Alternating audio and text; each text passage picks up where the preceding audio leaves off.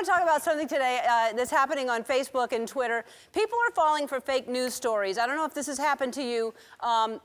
Just is crazy, though. Here's an article from last week. It's a joke from The Onion, which is a satire site, and people saw it. It says, SeaWorld employees place orcas in plastic bags of water while cleaning tanks. You know, you'd think that someone who saw this would know it's fake, but you would be wrong. Here's a tweet. Here's one of the tweets. How do you place orcas in a big plastic bag of water like that? Well, you Photoshop it is how you do it. I mean, seriously, let's think this through, okay? Let's just use some common sense. First of all, I think, because I use the plastic bags, and I think the quart size is the biggest they make, maybe a gallon, I don't know. The largest, I know the boxes are like that, okay? So that's the biggest I've seen. Let's just say they make them that big, okay? You'd have to scoop the whale up in some kind of net that would be really heavy to hold, right? You'd have to really have a hard time getting the whale in the plastic bag, okay? Then the whale's in the plastic bag, and then you'd get a rubber band the size of, I don't know what. Where do you buy a rubber band that big, okay? So then you get like a fire truck, a ladder to go on the top, but you can't do it by yourself. You'd need 4 people to grab the ends of the rubber band to tie it around. That's just one whale, and then you've got the other whale, you know?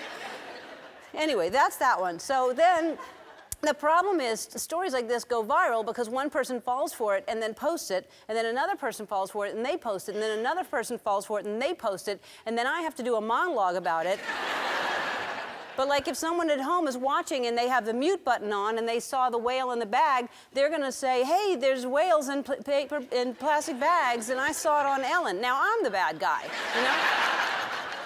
Here's another fake story that gets circulated a lot. This is people that they say people die. Actress Betty White, 93, dies peacefully in a Los Angeles home. And not only is it fake, it's about dyeing her hair. That's what the article was about.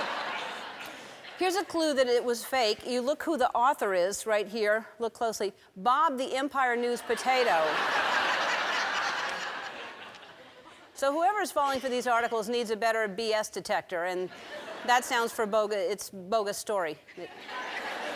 It's a daytime show for all you kids.